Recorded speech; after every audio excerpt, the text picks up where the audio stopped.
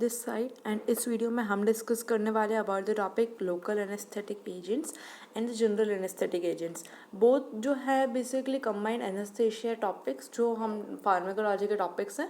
Without any delay हम इसको start करते हैं।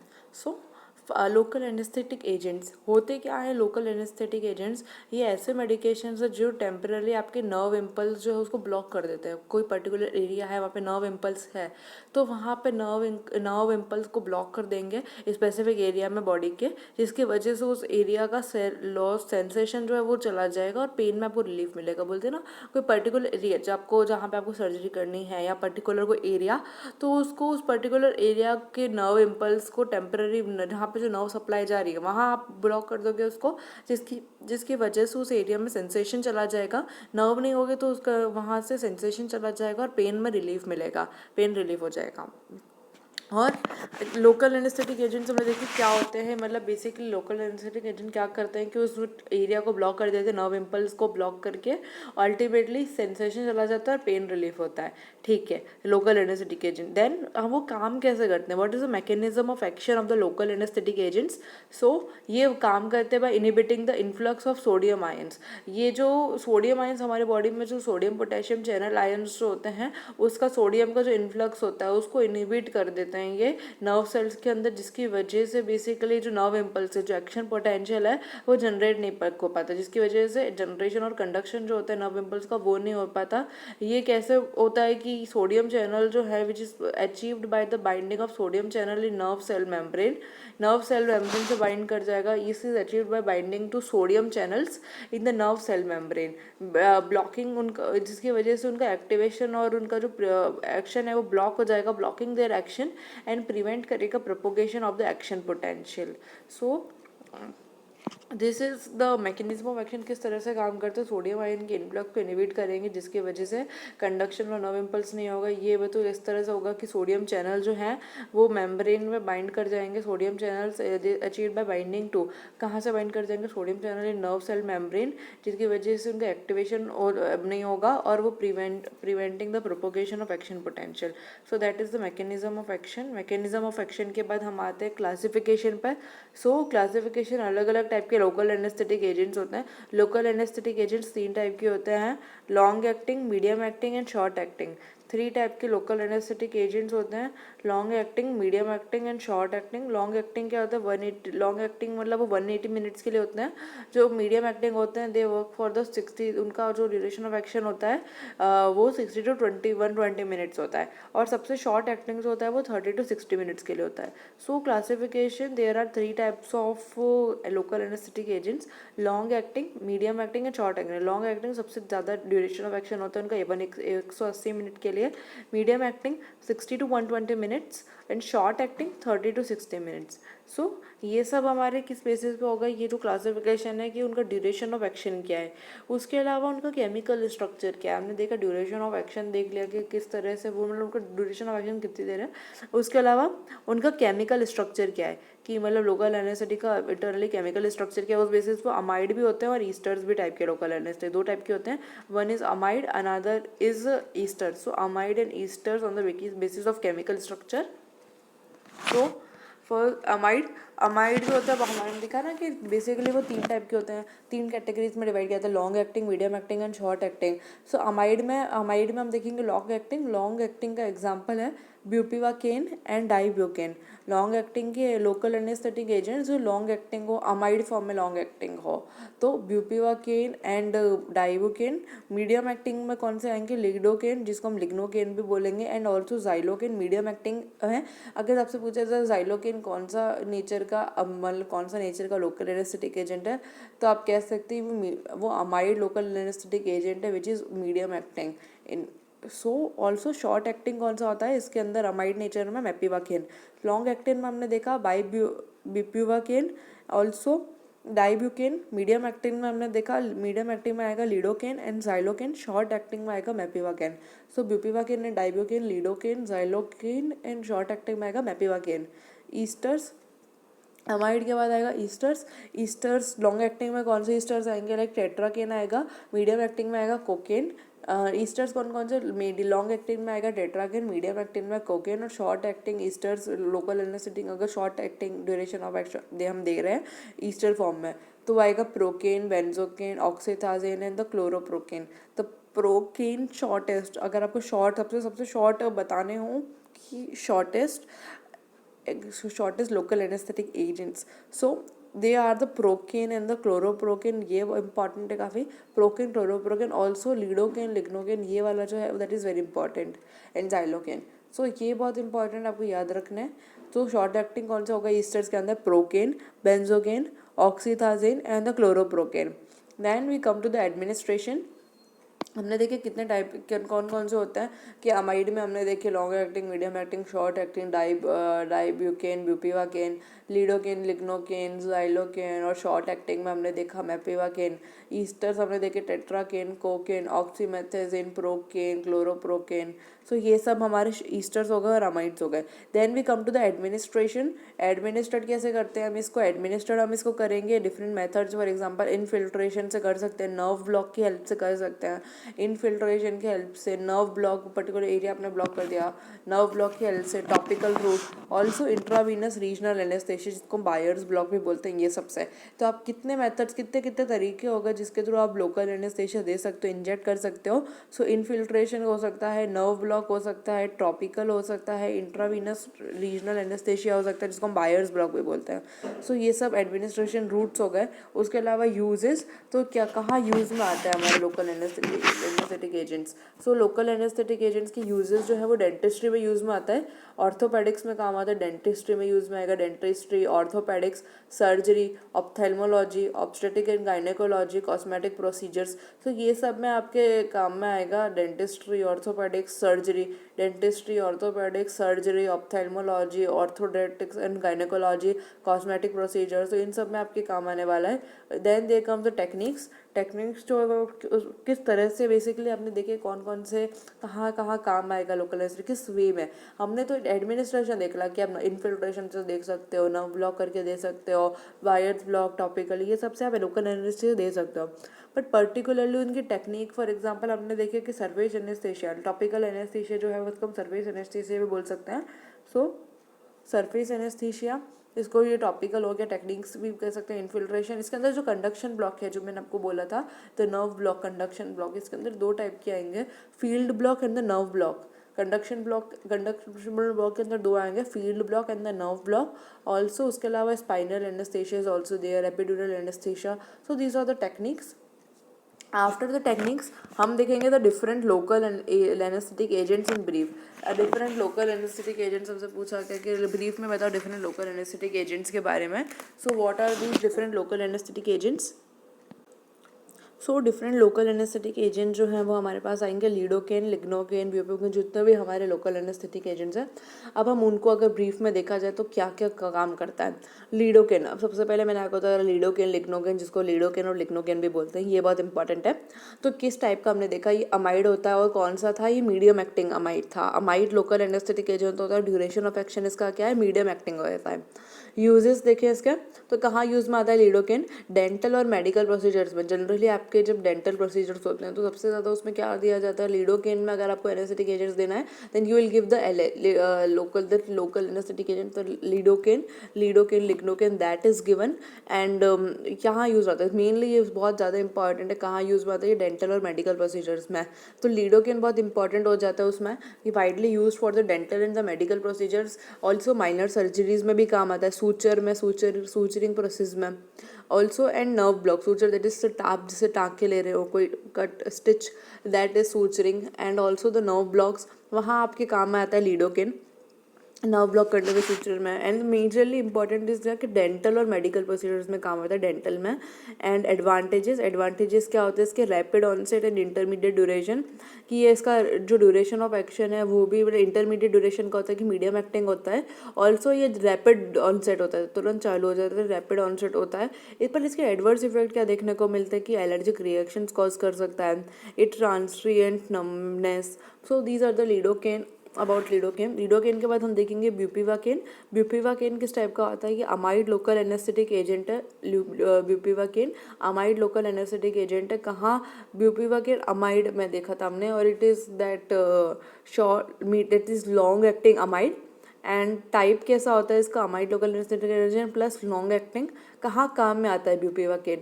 ब्यूपीवाकेन जब जो है वो जनरली सर्जिकल प्रोसीजर्स में आता है। लेबल एपिड्यूरल्स, जो एपिड्यूरल्स होते हैं लेबल एपिड्यूरल्स, वहाँ लेबल एपिड्यूरल्स होते हैं। पोस्ट ऑपरेटिव पेन जो होते हैं, मैं पोस्ट ऑपरेटिव पेन मैनेजमेंट, उन सब केसेस में आपको ये ब्यूपीवाकेन का यूज़ देखने को मिलता है। वहाँ पे आप यूज़ करते हैं फॉर एग्जांपल लेबर एपिड्यूरल्स में पोस्ट ऑपरेटिव पेन को रिलीव करने में, तो वहाँ पे ब्यूपीवाकेन आएगा। एडवांटेजेस क्या होंगे इसका मैंने आपको बोला था, ये लॉन्गर ड्यूरेशन ऑफ एक्शन वाला जो है अमाइड लोकल एनेस्थेटिक एजेंट है। सो इसका एक्शन जो है वो लॉन्गर ड्यूरेशन का होता है as compare to the lidocaine. Adverse effect क्या है इसके? कि सिस्टमिक टॉक्सिसिटी कर सकता है आपकी बॉडी के अंदर all over, systemic toxicity cause कर सकता है। कार्डियक एरिथमिया कॉज कर सकता है। CNS are disturbances it can cause. So these are the adverse effect associated with the bupivacaine. Bupivacaine के बाद हम कौन सा देखेंगे? हम देखेंगे prilocaine. So will see the prilocaine. जो प्रिलोकेन है किस टाइप का होता है? इस type amide local anaesthetic agent होता है प्रिलोकेन। यूजेस कहाँ आता है? डेंटल प्रोसीजर्स में यूज में आता है, माइनर सर्जरीज में, इनफिल्ट्रेट एनेस्थीशिया, तो यहाँ काम में आता है dental procedures, minor surgery and infiltrate anaesthesia. Advantages क्या होते हैं? फास्टर ऑनसेट होता है इसका, और शॉर्ट ड्यूरेशन का, शॉर्ट मतलब कम ड्यूरेशन का होता है ये, फटाफट चालू होता है, और इसका ड्यूरेशन ऑफ एक्शन होता है वो कम होता है। एडवर्स इफेक्ट क्या देखने को मिलता है आपको? प्रिलोकेन के जो मेथ हीमोग्लोबिनेमिया देखने को मिलता है, allergic reactions, almost allergic reaction तो आपको सारे उसमें देखने को मिलेगी। उसके अलावा हमने देखा था ब्यूपीवाकेन में कुछ CNS, हार्ट एरिथमिया और वो सब भी देखने को मिला था। लिडोकेन में हमको अदर देन ट्रांजिएंट नंबनेस देखने को मिली थी। और प्रिलोकेन जो है उसके अंदर आपको मैथ हीमोग्लोबिनेमिया देखने को मिलेगा। मेन उसका क्या है यूजेस? तो डेंटल प्रोसीजर्स में प्रिलोकेन भी यूज में आता है, माइनर सर्जरीज एंड इनफिल्ट्रेटिव एनेस्थीशिया, यहाँ काम में आता है प्रिलोकेन। प्रिलोकेन के बाद हम देखेंगे मैपीवाकेन। मैपीवाकेन किस टाइप का होता है? मैपीवाकेन भी हमने देखा था अमाइड लोकल एनेस्थेटिक एजेंट, जो शॉर्ट एक्टिंग होता है ये, और इसके यूजेस क्या होते हैं कि डेंटल प्रोसीजर में आता है, सर्जिकल प्रोसीजर में आता है। एडवांटेज कि इसका ड्यूरेशन रैपिड ऑनसेट होता है और मतलब शॉर्ट ड्यूरेशन होता है इसका। एडवर्स इफेक्ट क्या होता है? एडवर्स इफेक्ट जो है similar to the other amide local anaesthetic agents also. हमारे other amide local anaesthetic agent जैसे होते हैं कि एलर्जिक रिएक्शंस हो गए इन ऑल दिस टॉक्सिसिटीज़। सो ये सब भी इसकी भी सेम वही टॉक्सिसिटी है मैपीवाकेन की। उसके बाद आएगा टेट्राकेन। मैपीवाकेन हमने देख लिया, टेट्राकेन आता है। देन देयर कम्स टेट्राकेन हमने देखा था जो long acting Easter local anaesthetic agent है। तो इसका टाइप ये होता है ऑप्थेल्मिक। कहाँ यूज़ में आता है टेट्राकेन? जो ऑप्थेल्मिक आंखों के आप प्रोसीजर करते हो, स्पाइनल एनेस्थेशिया देते हो या टॉपिकल एप्लीकेशन होता है एनेस्थेशिया का, तो इन सब के केस में टेट्राकेन यूज़ में आता है। सो ophthalmic procedures, spinal anaesthesia and tropical application, तो यहाँ सब आपके टेट्राकेन यूज़ में आता है। आफ्टर टेट्राकेन के हम अगर एडवांटेजेस देखें, so these are the adverse effect which are related to those advantages देख ली हमने। adverse effect with systemic toxicity and the allergic reactions it cause. then there come the benzocaine जो होता है वो ईस्टर लोकल एनेस्थेटिक एजेंट्स होता है। कहाँ काम में आता है ये? टॉपिकल एप्लीकेशन टॉपिकल एप्लीकेशन के फॉर्म में ओरल जो म्यूकोजल सरफेस है, आपके म्यूकोसा है उसके सरफेस पे टॉपिकल एप्लीकेशन में काम आता है। माइनर स्किन के प्रोसीजर्स हो गए या थ्रोट लोजेंजेस, मतलब अंदर ही आपके रेस्पिरेटरी माउथ वहाँ उस एरिया में स्किन में वहाँ काम में आता है, देखने को मिलता है बेंजोकेन एनेस्थेटिक एजेंट। जो throat lozenges minor skin procedures में देते हैं हम बेंजोकेन को। एडवांटेजेस क्या है इसका? रैपिड ऑनसेट होता है, तुरंत चालू हो जाता है ऑन ईजी टॉपिकल एप्लीकेशन के लिए generally benzocaine used. Adverse effect क्या है? एलर्जिक रिएक्शंस कॉज करता है, allergic reaction. Then there comes the dibucaine जो ester local anaesthetic agent, that is dibucaine जो है इसके uses. Dibutyrin is like amide local anesthetic agent if we see its uses. So limited use होता है ये, primarily एक topical agent होता है, मतलब टॉपिकल आप ऊपर से इसको अप्लाई करते हो for testing the pseudocholinesterase deficiency its advantages क्या हो गए डाइब्यूकेन के कि फॉर स्पेसिफिक डायग्नोस्टिक पर्पस के लिए हो जाता है ये। एडवर्स इफेक्ट क्या है, जैसे अदर एजेंट्स के for example allergic reactions cause करना, टॉक्सिसिटी कॉज करना, वही सब डिसएडवांटेजेस है। ये हमने देखे अलग अलग agents, local anaesthetic agents. Local anaesthetic agents के बाद हम क्या देखेंगे, general anaesthetic agents. Local anaesthetic एक हम पढ़ते हैं लोकल, एल पढ़ते हैं particular area, and all over आप उसके लिए दिया जाता है, that is general anaesthetic agent, तो वो दे आर जीएस। तो let's study the general anaesthetic agents.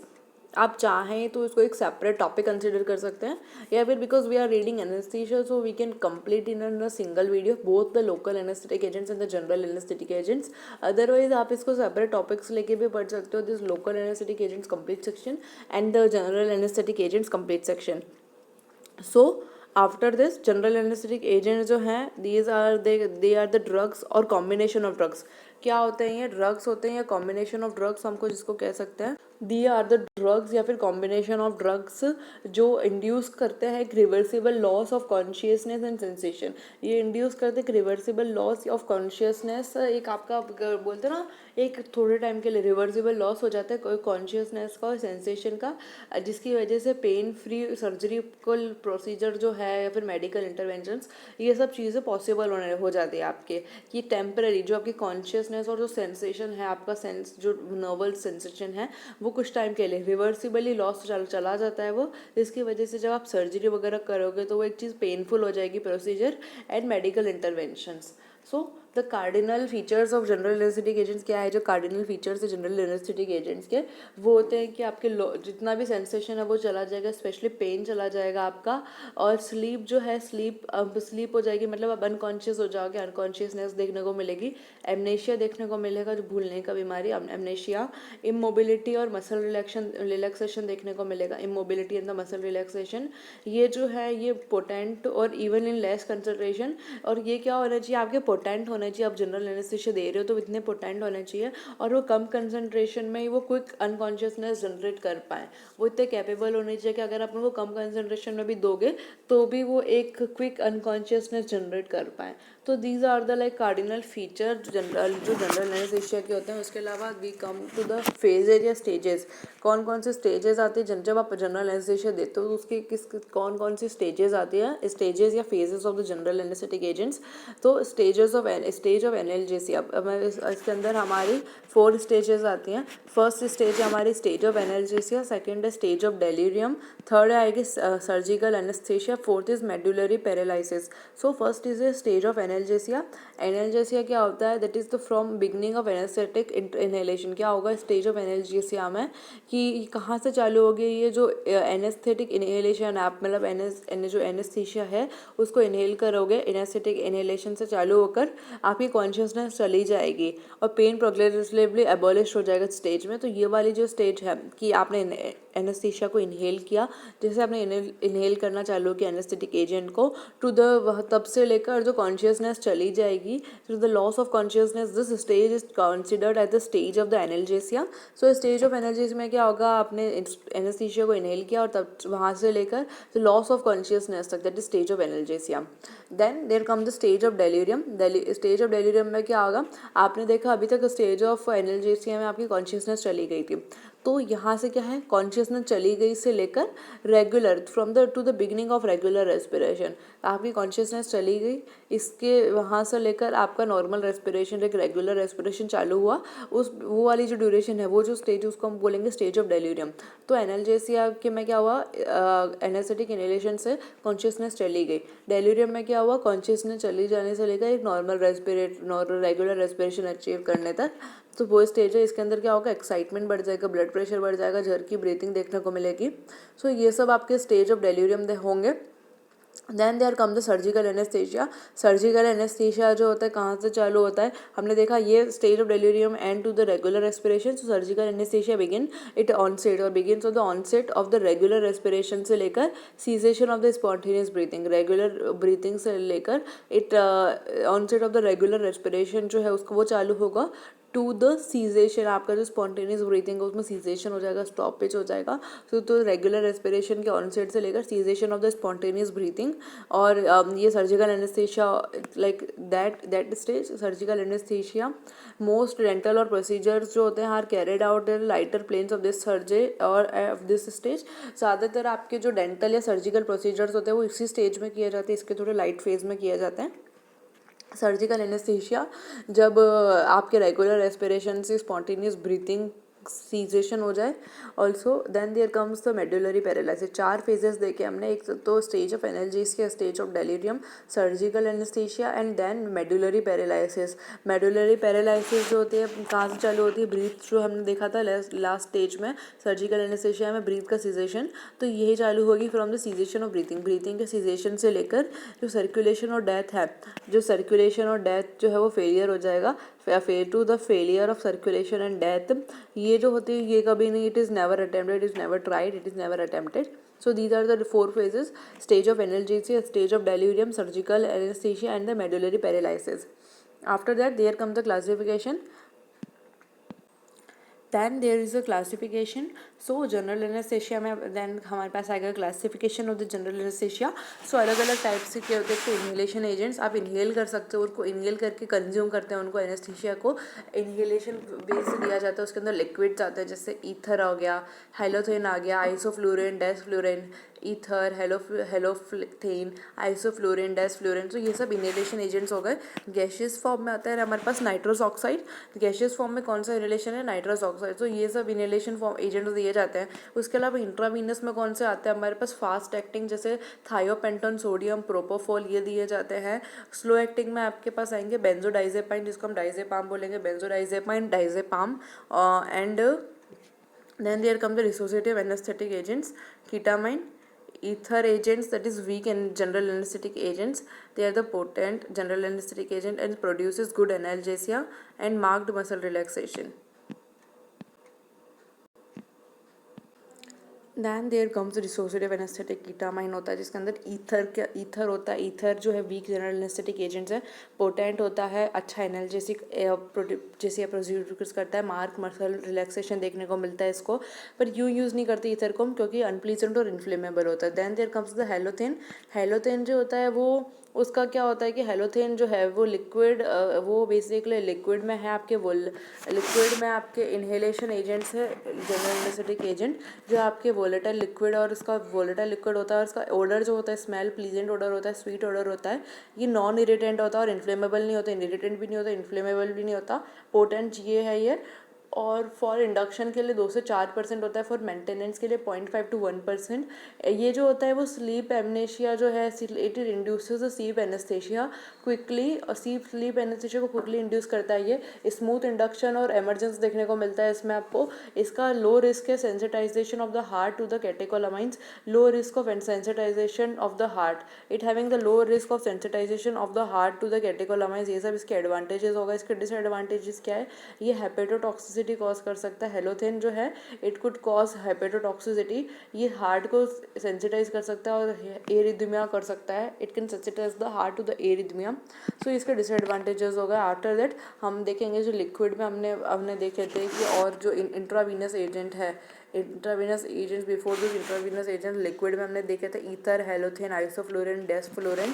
तो ईथर, हेलोथेन, आइसोफ्लोरेन. आइसोफ्लोरेन में क्या होता है, आइसोफ्लोरेन कैसे काम करता है, it tends to increase the heart rate. Respiratory depression जो है इट्स प्रोमिनेंट है इस केस में. आइसोफ्लोरेन के केस में हार्ट रेट बढ़ा देगा. Respiratory depression is prominent. ये जो होता है प्रेफर्ड होता है for neuro surgery. Neuro surgery के लिए स्पेशलिस्ट को प्रेफर करते हैं. जो न्यूरो सर्जरी आप कर रहे हो तो आप isoflurane particularly preferred for the neuro surgery, क्योंकि ये जो होता है it doesn't provoke any seizures. So it is preferred for the neuro surgery as it doesn't provoke any seizures.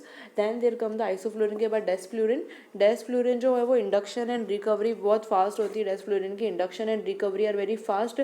Probably ये जो है it doesn't cause much it doesn't cause any sensitisation of the myocardium. So जो desflurane है इसकी recovery और induction जो है वो काफ़ी फास्ट होता है. दैन हमने देखे ये सब लिक्विड एजेंट्स, इनहेलेशन एजेंट्स जो लिक्विड फॉर्म में थे.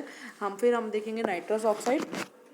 नाइट्रस ऑक्साइड के क्या होता है कि नाइट्रस ऑक्साइड जो आपकी, जिसको लाफिंग गैस भी आप बोलोगे, तो colourless, odourless, non explosive, non inflammatory gas होती है। इसको हम कहाँ यूज़ करते हैं? Often use as an adjunct to other anaesthetics. Other anaesthetic के साथ में इसको यूज़ कर सकते हैं। ऑफर use as an adjunct to the another anaesthetics agents. ये जो होती है वो स्मूथ होती है और इसका जो एक्शन होता है स्मूथ और रैपिड ऑनसेट एंड ऑफसेट होता है।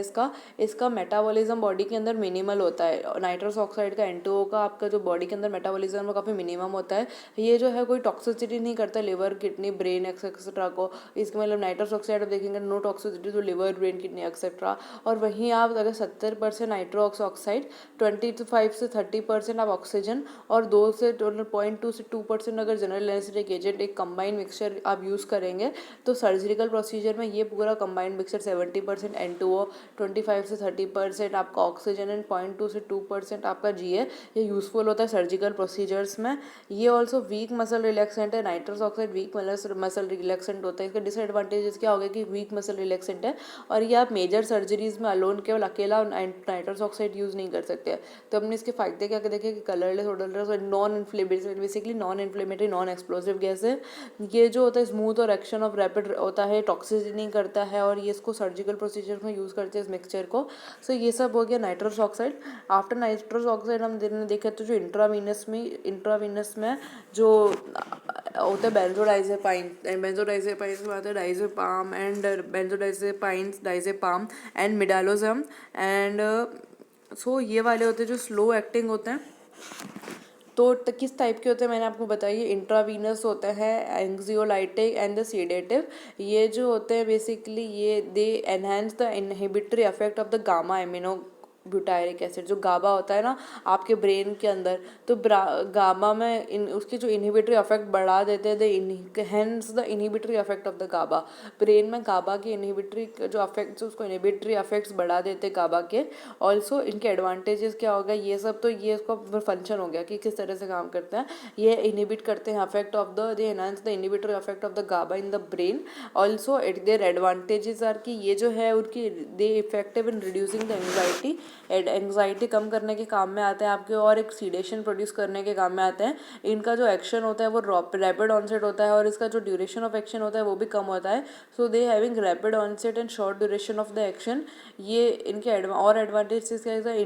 इसका एंटीरोग्रेड एमनेशिया देखने को मिलता है आपको। Anterograde amnesia is seen. Then there come the last, that is benzodiazepine हमने देख लिया, जिसके अंदर आप डाइजेपाम पढ़ते हो एंड मिडाजोलैम पढ़ते हो। सो ये benzodiazepine. Then there come the ketamine जो डिसोसिएटिव एनेस्थेटिक एजेंट होता है। तो की टाइप क्या है? ये इंट्रावीनस जनरल एनेस्थेटिक एजेंट है और डिसोसिएटिव एनेस्थेटिक एजेंट है। ये जो होता है इसमें क्या देखने को मिलता है आपको? इसके अंदर प्रोफाउंड एनाल्जेसिया देखने को मिलता है, इमोबिलिटी, एमनेशिया देखने को मिलता है। एक थोड़ी सी शांत स्लीप के साथ, एक लाइट स्लीप के साथ amnesia with light sleep.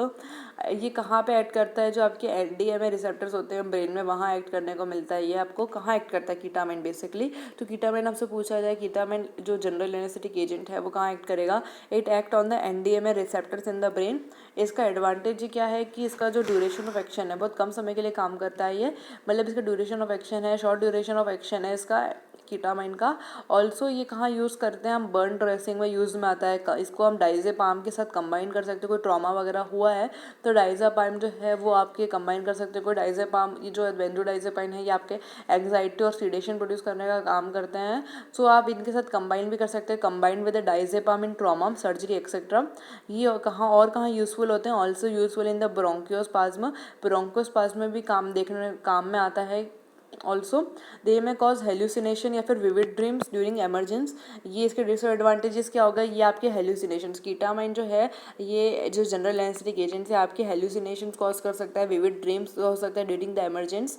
Increase salivation देखने को मिल सकता है, आपको सलाइवा अमाउंट इंक्रीज हो जाएगा पोटेंशियली, जिसकी वजह से एयरवेज इशूज देखने को मिलेंगे। सलाइवा इंक्रीज हो जाएगा जिसकी वजह से potentially leading to the airways issues. Potentially ये जो होता है पोटेंशियल होता है for increase intracranial intraocular pressure. ये इंक्रीज इंट्राक्रेनियल इंट्राऑक्यूलर प्रेशर जो है वो इंक्रीज करता है। So this is all with respect to the local anaesthetic agents and general anaesthetic agents. Different LAs हमने देखे, जीएस देखे, जीएस नाइट्रस ऑक्साइड, ईथर्स हमने देखे, halothane, benzodiazepine, ketamine and isoflurane, desflurane. So these are all the general anaesthetic agents हमने देखे and local anaesthetic agents हमने देखे थे. सो ये और हमारा topic local anaesthetic agents as well as general anaesthetic agents complete होता है, जिसके अंदर हमने लोकल एनेस्थेटिक एजेंट्स हमने देखे लीडोकेन, ब्यूपिवाकेन, प्रिलोकेन, मैपिकेन, जो अलग अलग देखे हमने. और उसके अलावा जीएस, उसके अंदर जीएस की स्टेजेस देखी हमने, कौन कौन से स्टेजेस थे. That is the stage of analgesia, stage of delirium, surgical anaesthesia, medullary paralysis. So this is all with respect to the LAs and GAs. तो दिस टॉपिक इज़ कवर्ड. अगर आपको इस टॉपिक में कोई भी डाउट है, कोई भी क्वेरी होती है, आप मेरे से कमेंट सेक्शन में पूछ सकते हैं. Also you can ask me और you can connect me on the Instagram. जो लिंक मैंने आपको डिस्क्रिप्शन में दे रखी है, आप उसके थ्रू इंस्टाग्राम पर कनेक्ट हो सकते हैं, या फिर आप यूट्यूब के अबाउट सेक्शन में जाके इंस्टाग्राम का लिंक में आपको मेरा वहाँ भी मिल जाएगा, तो वहाँ से मुझसे कनेक्ट हो सकते हैं. तो bye guys, keep learning, keep studying. मैं फिर आऊँगी एक न्यू वीडियो के साथ.